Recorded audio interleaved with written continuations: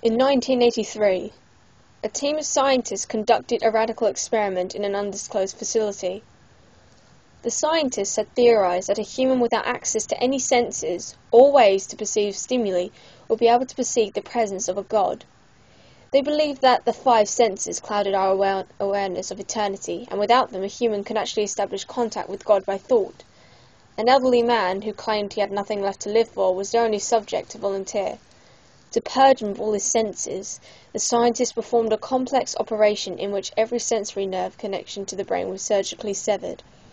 Although the test subject retained full muscular function, he could not see, hear, taste, smell, or feel. He had no possible way to communicate with or even sense the outside world. He was all alone in his thoughts. Scientists monitored him as he spoke aloud about his state of mind in jumbled, slurred sentences that he couldn't even hear. After 4 days, the man claimed to be hearing hushed, unintelligible voices in his head. Assuming it was an onset of psychosis, the scientists paid little attention to the man's concerns. 2 days later, the man cried that he could hear his dead wife speaking to him, and even more, he could communicate back. The scientists were intrigued, but were not at all convinced when the subject started naming dead relatives of the scientists. He repeated personal information to the scientists that only their dead spouses and parents would have known.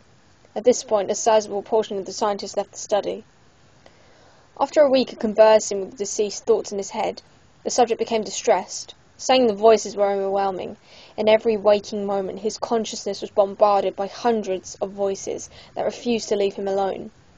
He frequently threw himself against the wall, trying to elicit a pain response. He begged the scientists for sedatives, so he could escape the voices by sleeping. This tactic worked for 3 days, until he started having severe night terrors. The subject repeatedly said that he could see and hear the deceased in his dreams. Only 1 day later, the subject began to scream and claw at his non-functional eyes, hoping to sense something of the physical world. The hysterical subject now said the voices of the dead were deafening and hostile, speaking of hell and the end of the world. At one point he yelled, "No heaven, no forgiveness," for 5 hours straight. He continually begged to be killed, but the scientists were convinced that he was close to establishing contact with God. After another day, the subject could no longer form coherent sentences. Seemingly mad, he started to bite off chunks of his flesh of his arm. The scientists rushed into the test chamber and restrained him to a table so he could not kill himself. After a few hours of being tied down, the subject halted his struggling and screaming. He stared blankly at the ceiling as teardrops silently streaked down his face. For 2 weeks, the subject had to be manually rehydrated due to the constant crying.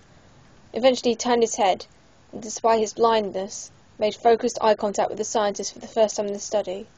He whispered, "I have spoken with God, and He has abandoned us." And his vital signs stopped. There was no apparent cause of death.